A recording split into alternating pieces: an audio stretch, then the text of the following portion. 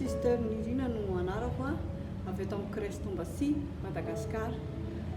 Za dia anisany nandray fahalasitranana tamin'ny lehilahy lehibe an'Andriamanitra Pasteur Chris Oyakilome.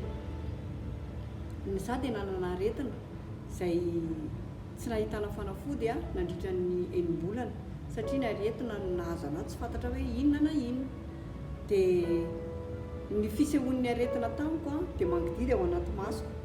Dia rehefa mangididy ao anaty masoko dia miparitaka amin'ny vatako ilay izy. Dia mafana ako dia mangatsiaka, tafakatra ny température zany miakatra be. Rehefa nakany ny dokotera dia niteny ny dokotera fa voan'ny tazo dia nitsondronina tazo nandritra ny 3 andro.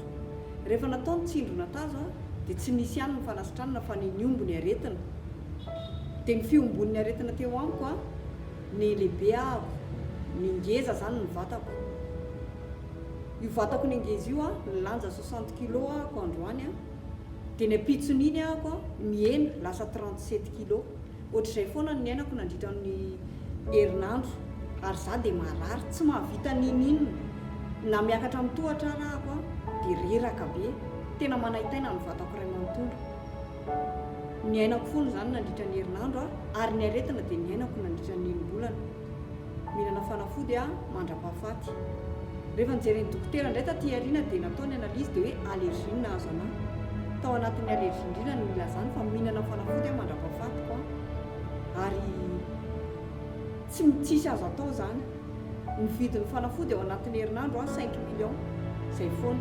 Ray volana ihany nanao an'izay satria tsy manana fahefana intsony ianao mitsaboana an'ilay izy dia najanoko ilay fanafody. Rehefa najanoko ilay fanafody dia niomby ny aretina dia ny lasa indray niverina ny vidy fanafody aingana satria hoe sao dia maty. Tamin'ny fotoana indrindra nefa dia nisy ny zara rapsody. Nisy olona nanome anahy rapsody. Rehefa nandray ny rapsody ako dia teny tao anatin'ny rapsody hoe lovanao ny fahalehibiazana.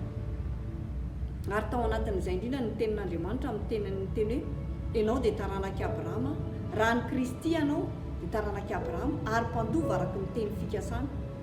Dia teo ahako dia gaga be satria tsisy ifandraisany fanasitranana ny ilaiko fa tsy nieritreritra ninina, tsisy ifandraisany amin'ilay tenin'Andriamanitra fa rehefa namaky an'ilay izy dia hitako tao hoe lovako ny fahasalamana.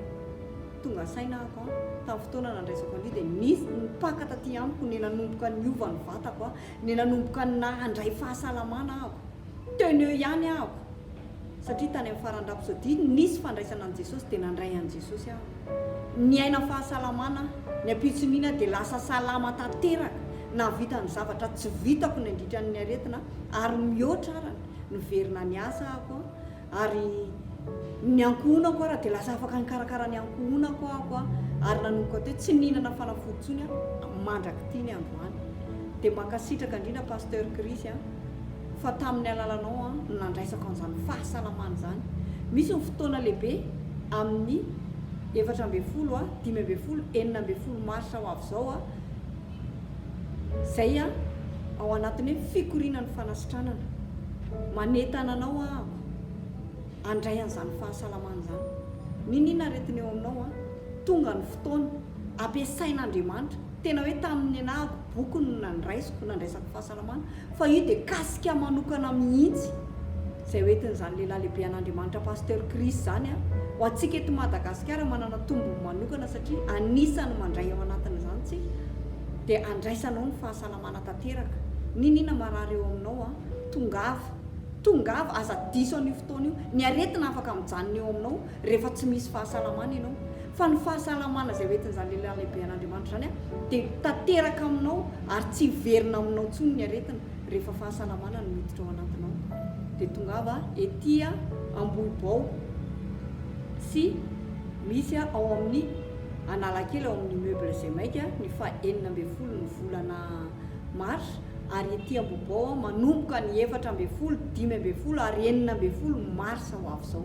Mino ako fa hiainanao ny fahasalamana ary mino ako fa ho raisinao ny fahasalamana raha maheno anahy ianao androany. Raiso izany fahasalamana izay fitaovana lehibe ampiasain'Andriamanitra io lehilahy lehibe an'Andriamanitra Pasteur Chris io hanome ny fahasalamana ho anao. Dia tonga avy fotoana manokana io mety tsy hiverina intsony mety hoe mbola misy ny ao arino fa iolono eto amin'ity fotoany teto Madagasikara dia raiso izany dia manentana anao aho tonga tahian'Andriamanitra ianao